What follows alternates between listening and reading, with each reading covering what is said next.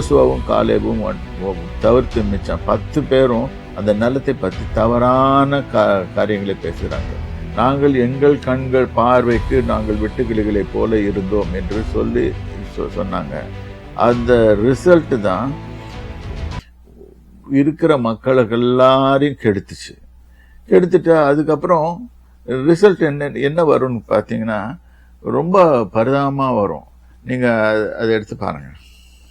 Let us go to the subject.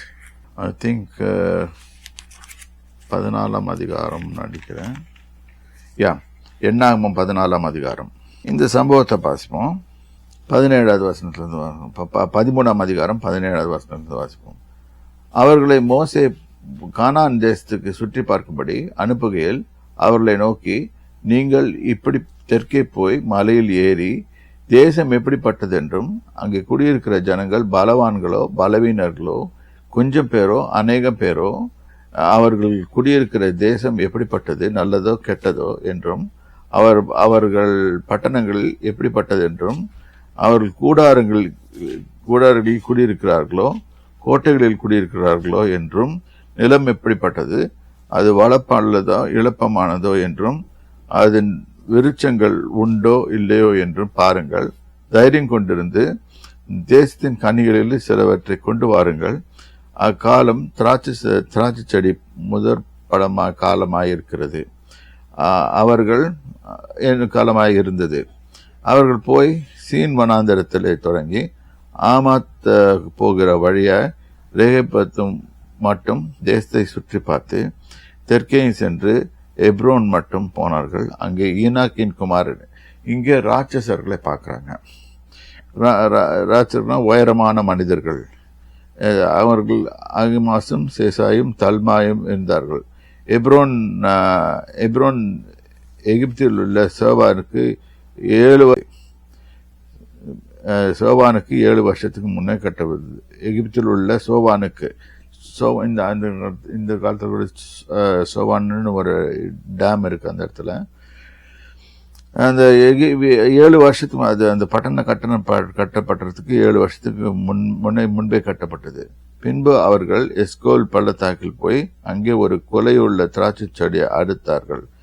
அதை ஒரு தடியிலே 2 பேர் கட்டி தூக்கி கொண்டு வந்தார்கள். பாருங்க, கர்த்தர் அவர்களுக்கு காமிக்கிறார் தன்னுடைய இது. எப்பவுமே நம்ம eyes plays a very important role. நம்ம ஐஸ்ல பார்க்கறத எப்படி பார்க்குறோன்றத ரொம்ப முக்கியமாக கவனிக்கணும். அப்போ அந்த ஐஸில் பார்த்து திராட்சை செடியை ஒரு செடியை எடுத்துகிட்டு வராங்க, ஒரு கொலையை எடுத்துகிட்டு வராங்க. அந்த கொலையில் பார்த்தீங்கன்னா அந்த கொலையை ஒரு தடியில் வச்சு எடுத்துகிட்டு வராங்க. அப்போ அவங்க தூக்க முடியாமல் 2 பேர் சேர்ந்து தூக்கிட்டு வராங்க. அவ்வளோ பெருசாக இருந்துச்சு. நம்ம ஊர்லெல்லாம் பார்த்தீங்கன்னா ரொம்ப சின்னதாக இருக்கும். ஆனால் இஸ்ரேல் தேசத்தில் அது பெருசாக இருந்தது. ஸோ கட்டி தூக்கி கொண்டார். மாதுளம்பழங்களிலும் அத்திப்பழங்களிலும் சிலவற்றை கொண்டார்கள். அவர்கள் இஸ்ரவேல் புத்திரர் அங்கே அறுத்த திராட்சை கொலையை நிமித்தம் அவ்விடம் எஸ்கோல் பள்ளத்தாக்கு எண்ணப்பட்டது. அவர்கள் தேசத்தை சுற்றி பார்த்து 40 நாள் சென்ற பிறகு 40 நாள் 40 நாள் இஸ் ஈக்குவலன் டு ஒரு 40 வருஷம். அதாவது வருஷத்துக்கு ஈக்குவலாக இருந்துச்சு. ஸோ பின்னால் அந்த 40 நாள் played a very important role. ஏன்னா இவர்கள் ரிபல் பண்ணுவாங்க. இஸ்ரேல் புத்திரர்கள் ரிபல் பண்ணனால 40 வருஷம் அங்கே தவிக்க விட்டுட்டாரு வனாந்தரத்தில். 40 நாள் சென்ற பிறகு திரும்பி வந்தார்கள். பாரான் வனாந்தரத்தில் இருக்கிற காதேஸ்க்கு மோசே ஆரோன் என்பவரிடத்திலும் இஸ்ரவேல் புத்திரராகிய சபையார் எல்லா இடத்திலும் சேர்ந்து அவர்கள் சபையார் அனைவருக்கும் சமாசாரத்தை அறிவித்து அதன் தேசத்தின் கனிகளை காண்பித்தார்கள். அவர்கள் மோசையை நோக்கி, இங்கேதான் ப்ராப்ளம் ஸ்டார்ட் ஆகுது. எங்களை அனுப்பின தேசத்துக்கு நாங்கள் போய் வந்தோம். அது பாலும் தேனும் ஓடுகிற தேசம்தான். இது எது சொல்லுது? அவங்க வாய் தான் சொல்லுது. அதன் கனி இதுதான் அதோட கனி. ஆனாலும் அந்த தேசத்து இதுவும் பாருங்க, இந்த நல்ல ரிப்போர்ட்டும் கொடுக்கறாங்க. பின்னாலே என்ன 28வது வசனத்துல ஒரு கெட்ட ரிப்போர்ட் வருது. ஆனாலும் அந்த தேசத்துல குடியிருக்கிற ஜனங்கள் பலவான்கள், பட்டணங்கள் அரணிப்பானவைகள் மிகவும் பெரியவைகளுமாயிருக்கிறது. அங்கே ஏனோக்கின் குமாரரை கண்டோம். அமலேக்கியர் தென்புறமான தேசத்திலும் குடியிருக்கிறார்கள். அமலேக்கியர் முதலே இவங்களோட சண்டை போட்டவங்க. ஸோ எத்தியரும் எபூசியரும் எமோரியரும் மலை நாட்டிலே இருக்கிறார்கள்.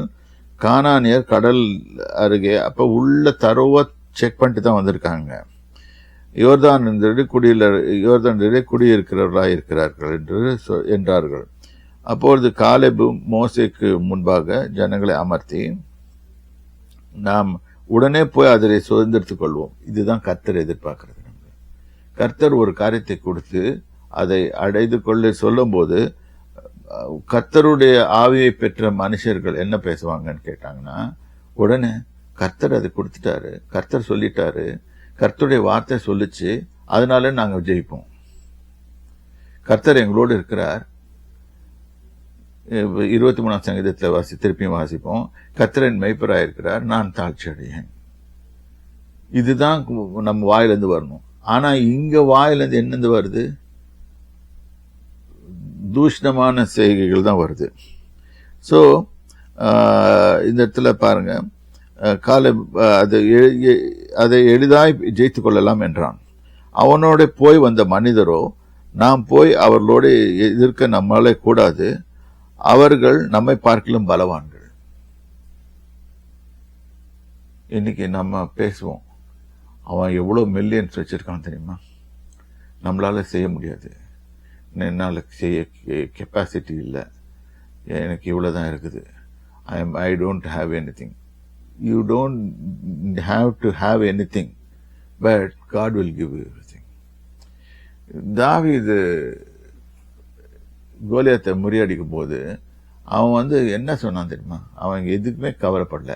அவன் கையில என்ன இருக்குதுன்னு பார்க்கல, அவன் கையில என்னத்தை வச்சிருக்கான்னு பார்க்கல. அவன் கையில ஒரு தடியை வச்சிருந்தான், கையில ஒரு ஸ்லிங் ஒன்று வச்சிருந்தான். இவ்வளவுதான் இருந்தது. ஆனா கோலியாத் பெருசா பேசிட்டு இருந்தான். இதெல்லாம் விவரிப்பா படிப்போம், அப்பதான் புரியும் நம்மளுக்கு.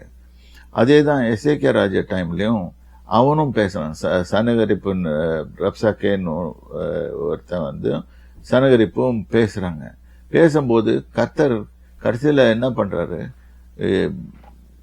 இவா இருக்கிறாரு எசேக்கியா ராஜா, எதுவுமே பேசல, அமைதியா இருக்க சொல்றான். ஜனங்களையும் பேச வேணாம்னு சொல்லிட்டு அவன் கொடுத்த இம்சைகள் எல்லாத்தையும் எழுதி, லெட்டர் எல்லாத்தையும் எழுதி கொண்டு போய் தேவனுடைய ஆலயத்தில் வச்சுட்டான். கொஞ்ச நேரத்துல கர்த்தர் ஏசாயா தீர்க்கதரிசியின் மூலமா பேசினார். நீ என்கிட்ட மோதுற, நான் உன்னை போடுறேன்னு சொல்லிட்டு ஒரு தூதனை அனுப்பிச்சார். 1,85,000 பேரை ஒரே நைட்ல காலி பண்ணான். இந்த மாதிரி கர்த்தரால முடியாத காரியம், இன்னைக்கும் கர்த்தரால முடிகிற காரியம் தான் ரொம்ப அதிகமா இருக்கும். ஆனா நம்மளுக்கு புரியாது. நம்ம அது எப்படி சொல்றாங்க தெரியுமா, அவங்க இப்படி பேசுறாங்க தெரியுமா. இப்ப எனக்கு கூட நேத்து முந்தைய நேத்தோ ரிசல்ட் வந்துச்சு. எங்களுக்கு இப்படி எல்லாம் பேசுறாங்க தெரியுமா, எங்களுக்கு இப்படி எல்லாம் நடக்குது தெரியுமா. கம்ப்ளைண்ட்ஸ், மர்மர், கிரம்பிளிங், இதுதான் விசுவாசிகளுக்குள்ள நடக்கிறது. இது நடக்கும்போது என்னாச்சுன்னா, கர்த்தர் செய்ய நினைத்திருந்த நல்ல காரியங்களும் கெட்டு போகிறது. கர்த்தர் என்ன செய்யறாரு, உன் வாயின் வார்த்தையின் பலனை நீ அனுபவிப்பாய் என்று போட்டிருக்காரு. அதான் இந்த இடத்துல என்ன பாக்குறோம், மத்தேயுல பாக்குறோம். நல்ல மனுஷன் இருதயமாகிய நல்ல பொக்கிஷத்திலிருந்து நல்ல விடைகளை எடுத்து காட்டுகிறான். நீ பேசுறதான் காட்டுறன்னு சொல்றாரு. பொல்லாத மனுஷன் பொல்லாத பொக்கிஷத்திலிருந்து பொல்லாதவைகளை எடுத்து காட்டுறான். நீ நல்லதை பேசும்போது கர்த்தர் என்ன சொல்றாரு, எஸ், இதுதான் நான் உனக்கு ஸ்டோர் பண்ணி வச்சிருக்கிறது, நான் இதை கொடுக்கறேன். ஆனா நீங்க அது எவ்வளவு பெருசா இருக்கு தெரியுமா, ரொம்ப இதா இருக்கு தெரியுமா. இது மாதிரி பேசும்போது நெகட்டிவா பேசிக்கிட்டே இருக்கிறீங்க. பேச பேச பேச கர்த்தருக்கு கோபம் வரும். கர்த்தர் சொல்வாரு, பெரிய காரியங்களே உனக்காக வச்சிருக்கேன், நீ போய் எடுத்துக்கோ அப்படின்னா. இல்ல, ஆபிரகாம கூப்பிட்டு பேசினார், சொன்னார் கர்த்தர், ஆபிரகாமே, நீ வானத்து நட்சத்திரங்களை பாரு, நான் உனக்கு இவைகளை தான் உனக்கு பிள்ளைகளா கொடுத்தேன். அவனுக்கு பிள்ளை இல்லை, பிள்ளை இல்லாத ஒரு இதுல உனக்கு பிள்ளைகளை கொடுப்பேன்னு சொல்லிட்டு வானத்து நட்சத்திரங்களை கொண்டு வந்து கர்த்தர் காமிக்கிறாரு. அவன் அதை விசுவாசிச்சான். கர்த்தர் அதை அவனுக்கு நீதியாக எண்ணினார்.